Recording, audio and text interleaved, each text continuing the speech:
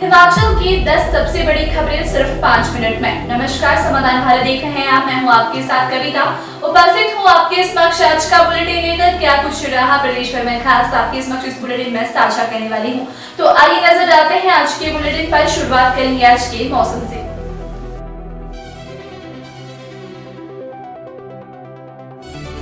हिमाचल में फिर सक्रिय होगा मॉनसून। कई भागों में 4 दिन में भारी बारिश का ऑरेंज अलर्ट जारी।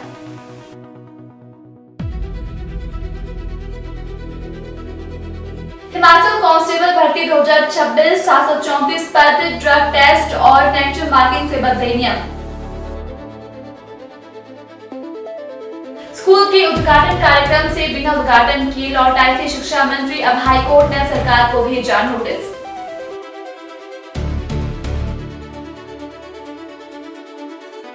हमीरपुर उपजेल में बड़ा खुलासा, चिट्टा, 2 मोबाइल और नशीले कैप्सूल बरामद।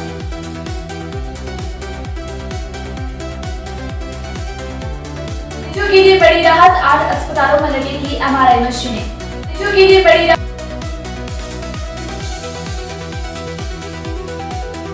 आज से फिर शुरू हुई मिक्स ट्रेन, जाने स्टॉपेज, किराया और टाइमिंग।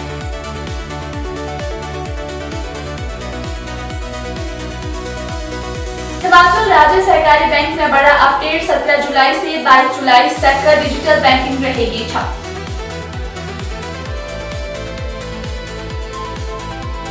कानून स्थापित यूनिवर्सिटी की डिग्री को सरकारी मंजूरी जरूरी नहीं।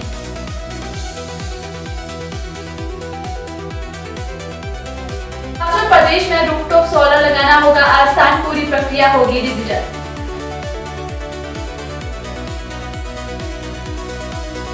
भाजपा ने 17 संगठनात्मक जिलों के प्रभारी सह प्रभारी नियुक्त किए। अब खबरें विस्तार से।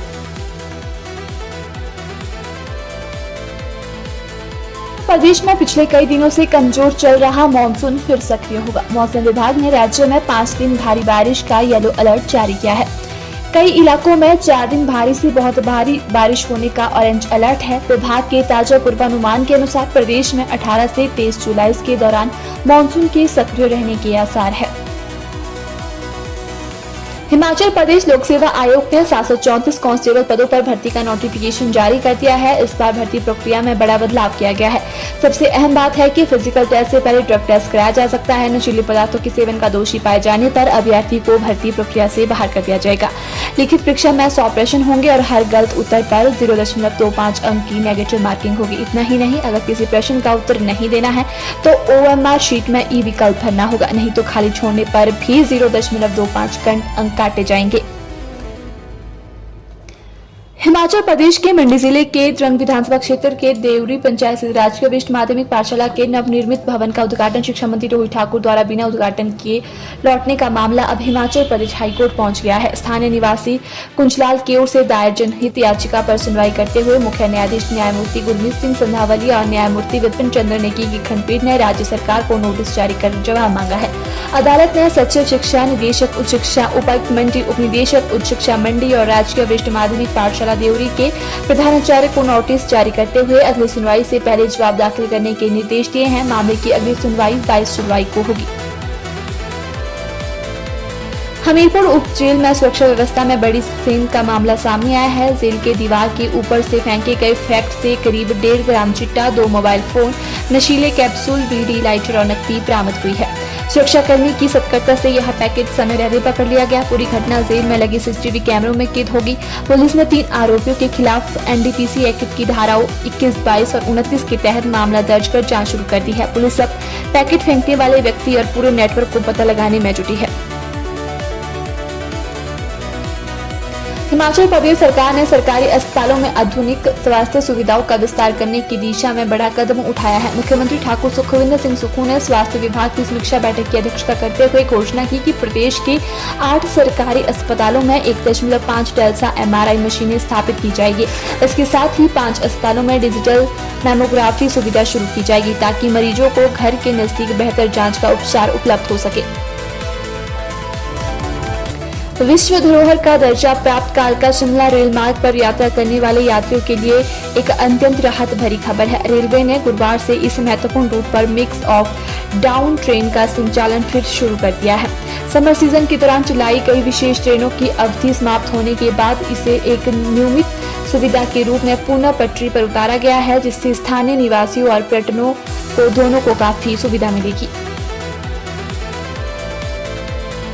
बैंक ग्राहक के लिए महत्वपूर्ण सूचना है। एक बैंक 17 जुलाई 2026 की शाम 5 बजे से 22 जुलाई 2026 की सुबह 10 बजे तक अपनी बैंकिंग सेवाओं का व्यापक तकनीकी उन्नयन करने जा रहा है। इस दौरान बैंक का मौजूदा कोर बैंकिंग समाधान नए और आधुनिक फिलहाल कोर बैंक समाधान में माइग्रेट किया जाएगा, जिसके चलते अधिकांश बैंकिंग और डिजिटल सेवाएं अस्थायी रूप से बंद रहेगी।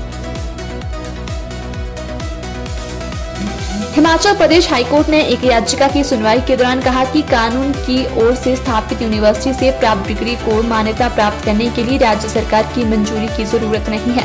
कोर्ट ने Himachal Pradesh para veterinary counselling नियम 2011 के नियम 14 के उस हिस्से को असंवैधानिक करार देते हुए रद्द कर दिया है, जो कानून की ओर से स्थापित विश्वविद्यालय से डिग्री डिप्लोमा धारकों को भी राज्य परिषद में पंजीकरण के लिए राज्य सरकार से मान्यता प्राप्त करने के लिए बाध्य करता था।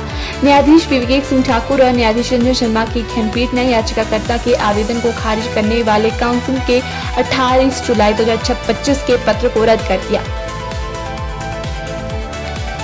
प्रधानमंत्री सूर्य घर मुफ्त बिजली योजना के तहत हिमाचल प्रदेश में रूफटॉप सोलर संयंत्र स्थापित करने की प्रक्रिया को और अधिक सरल, पारदर्शी और डिजिटल बनाने की दिशा में महत्वपूर्ण कदम उठाए गए हैं।